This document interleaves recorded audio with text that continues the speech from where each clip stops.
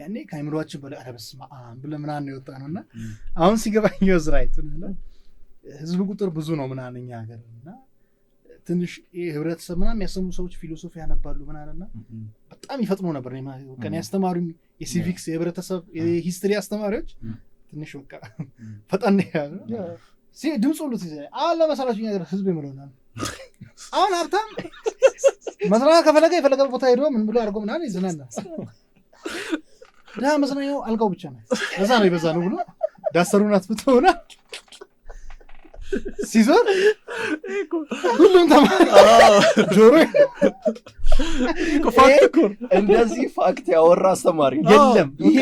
የምር አስተማሪ ነው እውነታው እድሮ አለ ነው በቃ ዳ መስናየው አልጋው ነው በቃ እዛ ነው ብሎ ህብረተሰብ ምናምን ብሎ መጽሐፍ ጀመረን ትክክል እኮ ነው ምናምን እንላለን እንደዛ የሚለው ተማሪ ከታች ክላስ 4-5 ወንድም አለው እዛው ትምህርት እንደ ዲኬቲ ማስታወቂያ እዚህ ላይ የሆነ ገጠር ውስጥ የዲኬቲ ማስታወቂያ እያበራራው ሚስቱ እዚህ ጋር ምስር ትለቅማለች 10 ልጅ ወደዚህ ወደዛው ነው ይሯሯ እሱ እየተጠየቀ ነው እያለው ነው እንትን አስፈላጊ ነው የእንትን ጤና መጠበቅ ወሊድ መከላከያ ጥሩ ነው ብሎ አብራራና ከዛ እርሶስ ተጠቃሚ ነው ሲል ሾፍ አረጋቸው ልጆች መቼስ አለ